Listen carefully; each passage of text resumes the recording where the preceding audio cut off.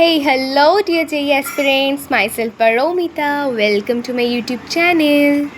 Hello, so today आज हम cover करेंगे रिलेशन चैप्टर, फुल कवर करेंगे with theory and concepts. Then after finishing the function chapter हम set relation and function के जो PYQs है, इम्पॉर्टेंट PYQs वो करेंगे. एक्चुअली थोड़ा प्रॉब्लम था, इसलिए मैंने जो सेशंस का रूटीन था कि सेट रिलेशन फंक्शन एक दिन में करूँगी, देन उसका PYQs एंड उससे अगले चैप्टर मैंने नहीं कर पाया बिकॉज सम प्रॉब्लम्स. सो कोई बात नहीं, आज से सब ठीक हो जाएगा. एकदम टाइम टू टाइम आप लोग वीडियो पहुंच जाएगा आप लोगों के पास. So let's start the chapter. Relation. मैंने सेट का वीडियो अपलोड कर दिया है, आप लोगों ने देख लिया होंगे शायद. सो let's start the chapter that is relation. मैं टाइम वेस्ट नहीं करूँगी क्योंकि JEE एडवांस का जो पेपर है वो आ चुका है. एक्चुअली सिर्फ JEE एडवांस नहीं, पूरा जो JEE का सिलेबस मैं कवर करूँगी. जो भी JEE एस्पिरेंट्स है या फिर 11-12 के स्टूडेंट्स भी देख सकते हैं. सो let's start it. Cartesian product of two sets. Actually relation, firstly what is relation ये जानना बहुत ज़रूरी है. Let's discuss what is relation. So what is relation? A connection between two set is called a relation. अगर कोई हमारा friend है तो मेरा और मेरे फ्रेंड के बीच में क्या है, एक फ्रेंडशिप है, तो that is a relation. That's like in mathematics two sets के अंदर जो कनेक्शन होता है हम उसे कहते हैं रिलेशन. सो एक एग्जाम्पल के हिसाब से समझ लेता हूँ. Suppose A is a set that is -3, -1, ... and B is a set that is 1, 2, ... 9.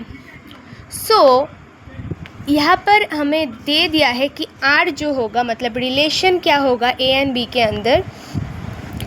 Firstly X and Y such that X square is equals to Y. It means X square, like X is if X is equals to 2, then X का जो square होगा that is 2 square is equals to 4, that is the same value of Y. सो हमें ऐसे ही value put करना पड़ेगा X के, जो कि उसका स्क्वायर का वैल्यू Y के हिसाब से सेम रहा होगा. सो यहाँ पर हमें एक चीज़ ध्यान में रखना पड़ेगा, X belongs to A and Y belongs to B. That is Y के एलिमेंट्स B के अंदर है एंड X के एलिमेंट्स A के अंदर है. ओके मैंने डिस्कस किया था what is the difference between belongs to and subset. आप लोगों ने देखा ही होगा सेट का वीडियो, मैंने बहुत इजी में समझाया था वो. सो लेट्स स्टार्ट इट. अगर कोई भी स्टूडेंट्स ने नहीं देखा है तो देख लेना. 20 मिनट्स का वीडियो है एंड पूरा कॉन्सेप्ट थियोरी बहुत अच्छे से मैंने इजी में समझाया है जो सेट्स का थियोरी है. So then very important thing that is domain, codomain and range set. ठीक है, फर्स्टली मैं बता देती हूँ कि रिलेशन क्या होगा. सो रिलेशन का मैंने बता दिया था that X square is equals to Y. So आप लोग देखिए यहाँ पर मैंने सेट में लिख दिया है जो A के एलिमेंट्स एंड B के एलिमेंट्स है. अगर मैं स्क्वायर करता हूँ -3 का, देन 9 होता है. सो ये एक रिलेशन हो रहा है. 3 का भी 9 होता है, ये भी हो रहा है. 2 का 4 होता है, ये हो रहा है. -1 और 1 का भी 1 होता है, ये भी हो रहा है.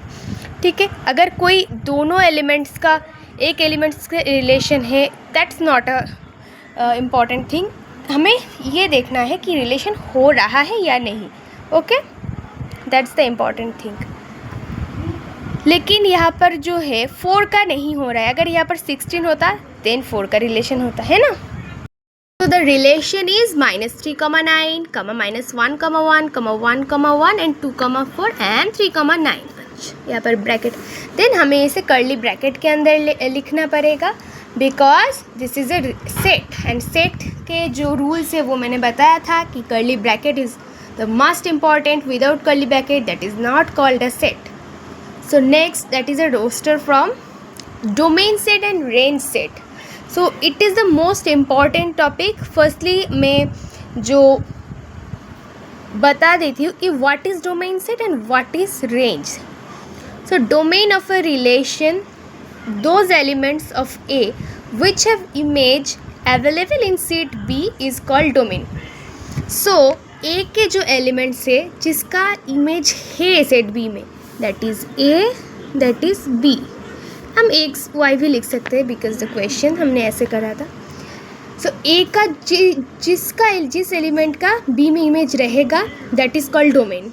Okay, so -3 is a domain, -1 domain, 1 domain, 2 domain, 3 domain, but 4 not a domain because इसका कोई इमेज नहीं है. समझ आ गया है. So the domain set is -3, +1, +2, 3.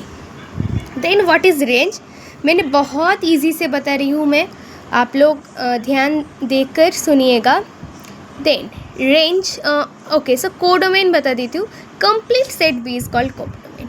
Okay, so that is set A, that is set B. अगर मैं पी क्यू भी नाम देता तो कंप्लीट सेट ये पी होता, ये क्यू होता, जो क्यू सेट था वो होता कोडोमेन.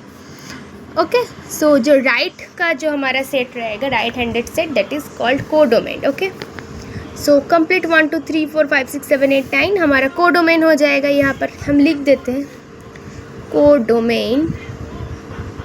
ये एग्जाम्पल के हिसाब से हम मतलब जो डोमेन, कोडोमेन एंड रेंज है ये जान रहे हैं. Okay, 1, 2, 3, 4, 9 in the curly bracket. So that is codomain. Then range. What is range? Interesting thing. Those elements of B which are image of some elements in set B is called range set. Okay, so that is interesting. Range is always a subset of codomain. Definitely range is a subset of codomain because codomain क्या होता है? पूरा complete जो हमारा set B होता है that is called codomain. But जो range होता है दैट इज़ कुछ एलिमेंट्स होता है, सब एलिमेंट्स भी हो सकते हैं, ऐसा नहीं है. Actually range is always a codomain but all codomains not a range. That way range is always a subset of codomain. So यहाँ पर क्या था, किन का इमेज था बी में, हमने जो पढ़ा था डेफिनेशन ऑफ रेंज में वही हम अप्लाई करेंगे. 1 का है, 4 का है एंड 9 का है. सो हमें 1 2 बार आ रहा है, 9 भी 2 बार आया है. इसके मतलब ऐसा नहीं है कि 1 2 बार आ रहा है इसलिए हमको 1 2 बार लिखना है, एक ही एलिमेंट है ना. सो 1 4 9 हो गया हमारा range.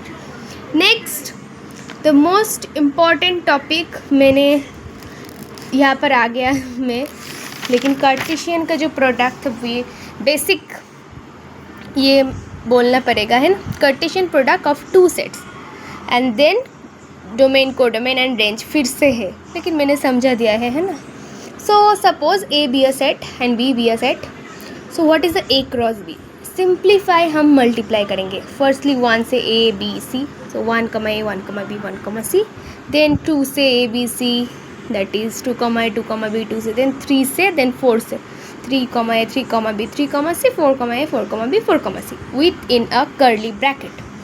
So the formula is that is n into A cross B is equals to 3 into 3 is equals to 9.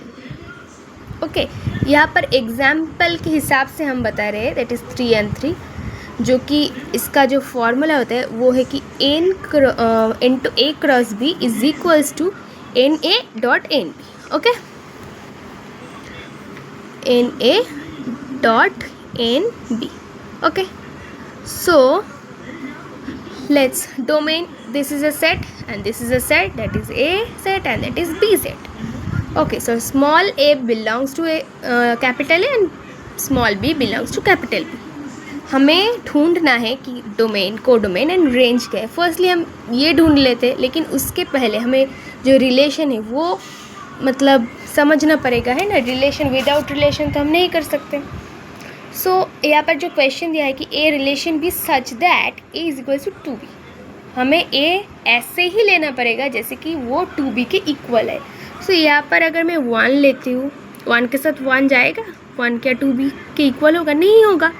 But मैं यहाँ पर 2 लेता हूँ एंड 2 के साथ अगर 1 लेता हूँ then 2 is a A and 1 into 2 होगा क्योंकि 2b है ना.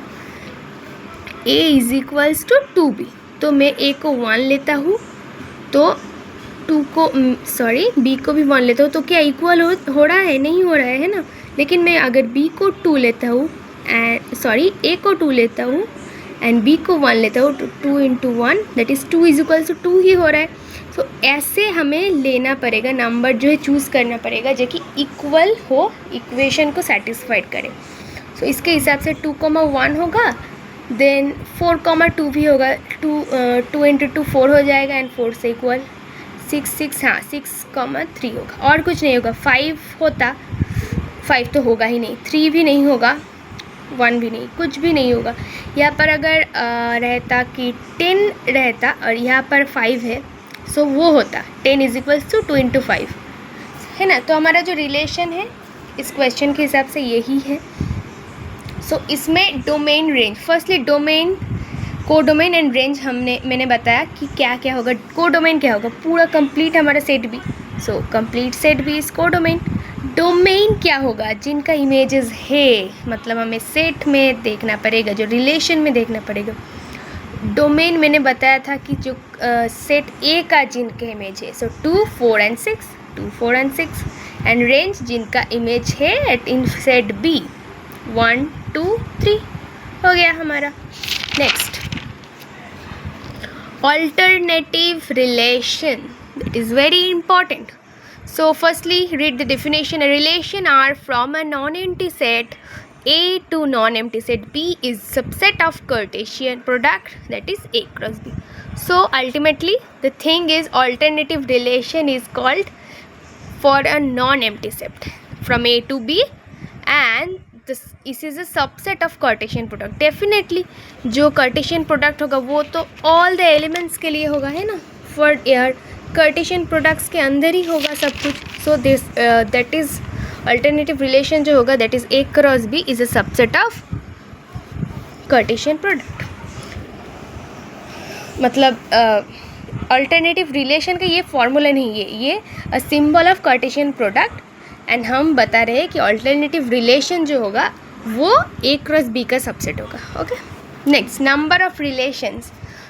Suppose the question NA = X and NB = Y, then the total number of relation defined from set A to B। अगर ये शॉर्ट क्वेश्चन में भी आ सकता है। शॉर्ट क्वेश्चन मतलब क्या, MCQ टाइप्स, जो कि आप लोगों का रहता है एग्ज़ाम में। लेकिन मैं जो क्लास नॉर्मली 11-12 के स्टूडेंट्स है या और भी चाहिए एग्ज़ाम से, उनमें भी आ सकते हैं as a normally formula, because that is very important, that is 2 to the power XY। ओके, where X that is NA and Y = NB। So domain, codomain मैंने बता दिया था।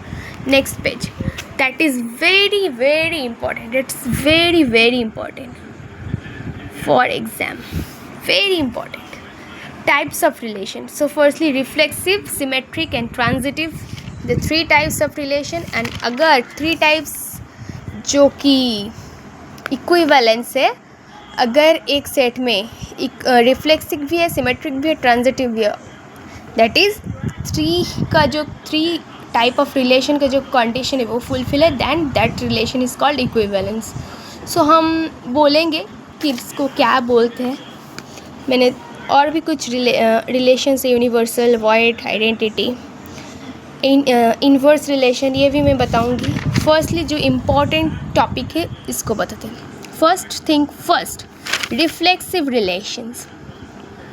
Relation is said to be reflexive if every element of A is related to itself but not necessarily to itself only। इसके मतलब क्या है, मतलब अगर कोई रिलेशन है दैट इज़ 1, 2, 1, 2, 3, 4, सो इसमें अगर 1 के जो इमेज है ये तो इससे भी हो सकता है, इससे भी हो सकता है, इससे भी, लेकिन जो रिफ्लेक्सिव का कंडीशन है दैट इज़ 1 से 1 का रिलेशन होना चाहिए। ओके, एंड 2 से भी 2 का रिलेशन होना चाहिए, that is A, is present in the relation for all A belongs to A। Example, a set of parallel lines, that is so easy कि रिफ्लेक्सिव में क्या होता है, A, होना चाहिए, मतलब अगर 1 है इधर तो इधर भी 1 होना चाहिए, that is very easy। Next, symmetric। A relation is said to be symmetric if whenever A is related to B always implies that B is related to A। Which is meant by that, meant by, suppose यहाँ पर मैं एक लेता हूँ 1 2 3 4, okay. यहाँ पर लेता हूँ मैं 5 समथिंग, इट्स 2 1 4 3। सो अगर 1 से 2 है देन 2 से 1 होना चाहिए, ठीक है। 2 से 1 है, सो 1 से 2 होना चाहिए, that's called symmetric. That is with an example हमने समझ लिया। If A comma B is present in the relation implies that B comma A is also present in that relation for all A belongs to A, okay. मतलब अगर 1,2 है then 2,1 भी होना चाहिए। ऐसे रिलेशन को हम कहेंगे symmetric. Next, transitive. Relation is said to be transitive whenever A is related to B and B is related to C. We always implies that A is related to C. So that is something complex but not at all, because that is also so easy. Whenever actually हम एक example के हिसाब से समझ लें, something that is A, B and C be a set. सो हमारा जो relation है वो ए कॉमा बी है एंड बी कॉमा सी है, रिलेशन के अंदर ये प्रेजेंट है। तो यहाँ पर जो कंडीशन है कि अगर ऐसा है कि एक रिलेशन के अंदर ये है something R is equals to A comma B है, बी कॉमा सी है, so the condition is A comma C भी होना चाहिए। मतलब फर्स्ट जो हमारा सेट एलिमेंट का first part and second element का सेकेंड पार्ट, एंड हमारा फर्स्ट एलिमेंट का जो second part and second element का फर्स्ट पार्ट ये सेम होना चाहिए, तो फिर ये दोनों भी प्रेजेंट होंगे। मतलब ए कॉमा सी भी प्रेजेंट होंगे। और भी एलिमेंट्स हो सकते हैं, मैंने सिर्फ एग्जाम्पल के हिसाब से इतना ही लिखा, और भी बहुत सारे एलिमेंट्स होंगे, okay. So that is called transitive. So मैंने एग्जाम्पल नहीं दिया था सिमेट्रिक में भी और ट्रांजिटिव में भी, जो कि सेट ऑफ पैरेलल लाइंस, जो कि रिफ्लेक्सिव में भी था। सो समझ आ गया है। Next, equivalence.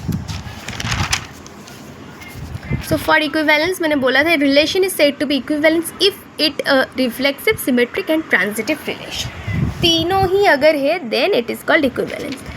For same example same ही है कि set of parallel lines in a plane. Next the important thing, अच्छा तो जो कि reflexive, symmetric and transitive and equivalence, इसमें से जेईई में क्वेश्चंस, जेईई एडवांस में भी हाँ बहुत इंपॉर्टेंट टॉपिक है, क्वेश्चंस आ सकते हैं। मैंने डेफिनेटली PYQs कराऊंगी। Next, number of reflective relation, so that is a formula that is 2 to the power n²। Next, inverse relation. What is inverse? From set A to B there every relation is a inverse of A। Actually that is not a set, that is a inverse relation. Every relation is a inverse relation, that's type of word, okay। next, that is R inverse। अगर मैं लिखता हूँ मतलब एक set जो है तो क्या होगा, y, x एक सेट होगा such that x y belongs to R, relation के अंदर ही होगा। Next, domain and R inverse. Domain का जो इनवर्स रिलेशन होगा वो रेंज का रिलेशन, एंड रेंज का जो इन्वर्स रिलेशन होगा वो डोमेन का रिलेशन है, मतलब टोटली इन्वर्स हो जाएगा। That's not such that not so much important for JEE, but yes बता दिया। ऐसे ही universal relation, void relation and identity relations, that's also not so much important, but एक बार मैं बता देता हूँ। यूनिवर्सल रिलेशन जो होता है that is a relation R on set A is termed a universal relation if every element of A is related to every each other element within the set A। मतलब A के जो set है उससे A का ही element का relation होना चाहिए, that is relation is equals to A cross A। Next, void relation, इसे एम्प्टी रिलेशन भी कहा जाता है। Relation on set A is called void और empty relation if no element of A is related to any element of A। मतलब A के साथ A का कोई रिलेशन नहीं होगा तो दैट इज कॉल्ड वाइड और एम्प्टी रिलेशन। दैट इज जो कि है no is equals to subset of A cross B। Next, identity relations। A relation defined on a set A is called identity relation if each element related to only and only itself। okay, अगर सिर्फ उससे ही related है that is identity I is equals to A comma A such that A belongs to A। Okay, so in the curly bracket हो गया है हमारा identity relation. So complete जो हमारा रिलेशन का चैप्टर था वो कवर हो चुका है। Thank you for watching this video and ये आप लोगों को बहुत काम आएगा बिकॉज मैंने बहुत ईजी में समझाया है। So best of luck for your examinations and next video जल्दी आ जाएगा। Stay tune, bye bye.